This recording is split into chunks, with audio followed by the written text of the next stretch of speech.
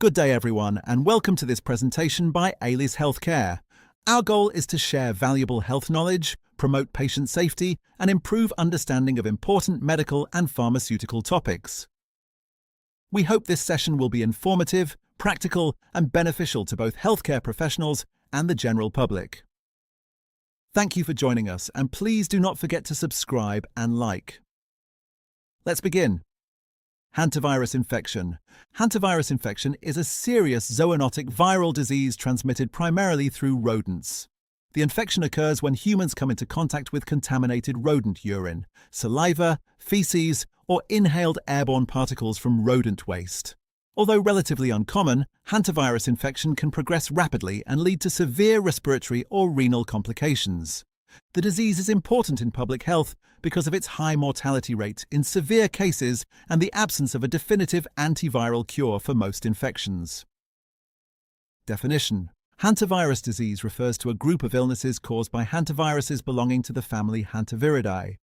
These viruses mainly infect rodents, which act as natural reservoirs without becoming ill themselves. Humans are accidental hosts and may develop severe systemic disease after exposure.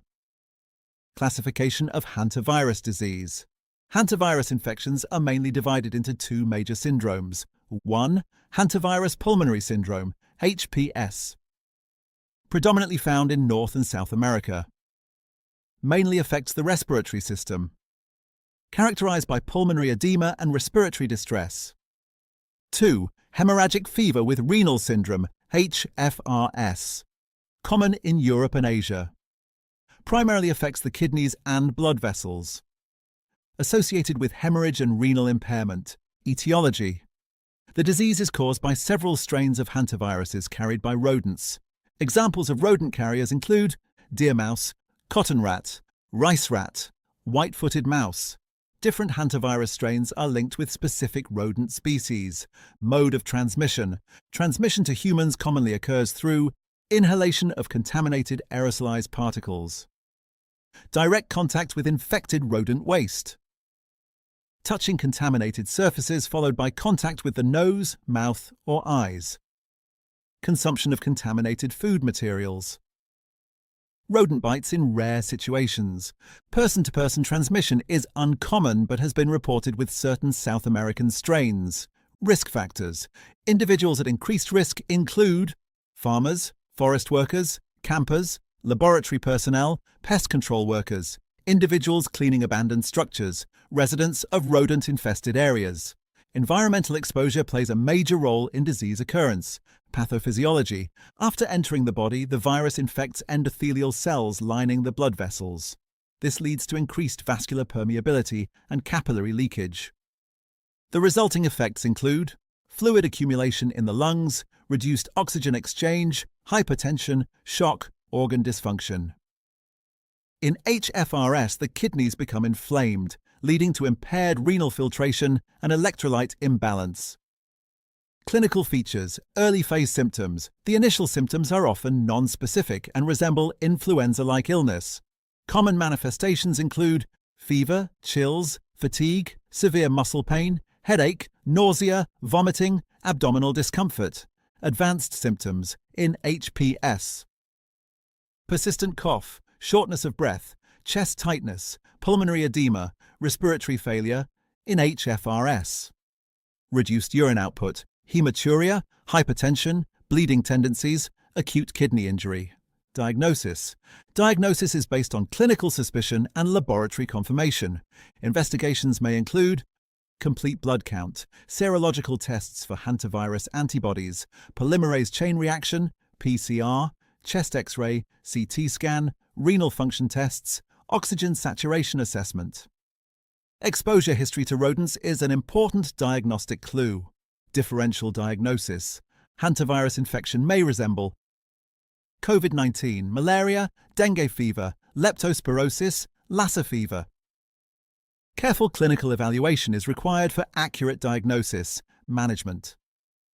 There is currently no universally approved specific antiviral therapy for most hantavirus infections.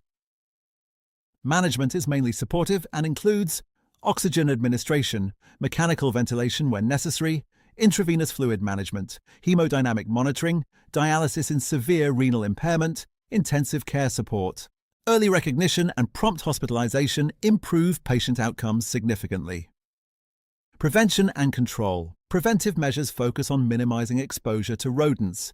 Environmental control. Seal entry points in homes, maintain proper sanitation, dispose refuse appropriately, store food in rodent-proof containers. Safe cleaning practices. Avoid dry sweeping of rodent droppings, use disinfectants before cleaning, wear gloves and face masks during cleanup. Public health education. Community awareness is essential in preventing outbreaks. Severe complications may include acute respiratory distress syndrome, ARDS, shock, multi-organ failure, renal failure, internal hemorrhage, death. HPS has a relatively high fatality rate compared to many viral illnesses. The prognosis depends on early diagnosis, speed of medical intervention, severity of organ involvement, availability of intensive care support. Delayed treatment increases mortality risk. Key points to remember. Hantavirus is primarily rodent-borne. Human infection commonly occurs through inhalation of contaminated particles. The disease may affect either the lungs or kidneys. Early symptoms often mimic common viral illnesses. Prevention depends largely on rodent control and environmental hygiene. Conclusion: Hantavirus infection remains an important emerging zoonotic disease with potentially fatal consequences. Proper environmental sanitation, rodent control, early diagnosis, and supportive medical care are essential in reducing morbidity and mortality associated with the infection. Public health education remains a critical tool in limiting disease transmission and promoting early healthcare-seeking behavior. Subscribe, like, and share.